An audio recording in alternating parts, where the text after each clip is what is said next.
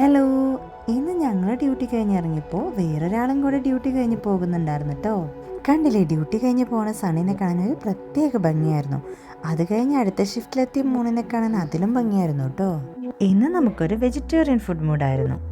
അതുകൊണ്ട് തന്നെ നമ്മുടെ തൊട്ടടുത്തുള്ള മദ്രാസ് കഫേ പോയി ഫുഡ് കഴിക്കാമെന്ന് വിചാരിച്ചു. അങ്ങനെ ദോശയും സാമ്പാറും ചട്നിയൊക്കെ കൂട്ടി ഒരു പിടി പിടിച്ചു. പിന്നെ ഈ ചൂടത്തൊരു ചൂട് കോഫിയും കൂടെ ആയാലേ ഒരു ഗുമ്മാവത്തുള്ളൂ.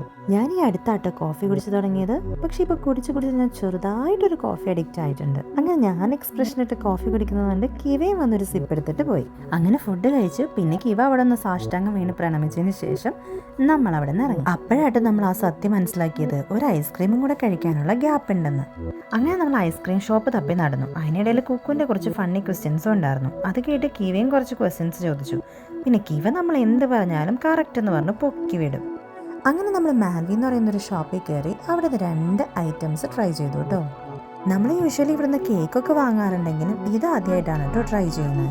പിന്നെ വാങ്ങിയ ഐസ്ക്രീം പിടിക്കാനായിട്ട് ചെറിയൊരു അടിയൊക്കെ ഉണ്ടായിരുന്നു കേട്ടോ. അങ്ങനെ കിട്ടിയ ഐസ്ക്രീമൊക്കെ ആയിട്ട് നമ്മൾ നേരെ വീട്ടിലേക്ക് വിട്ടു. അപ്പം അത്രയേ ഉള്ളൂ ഇന്നത്തെ വിശേഷം.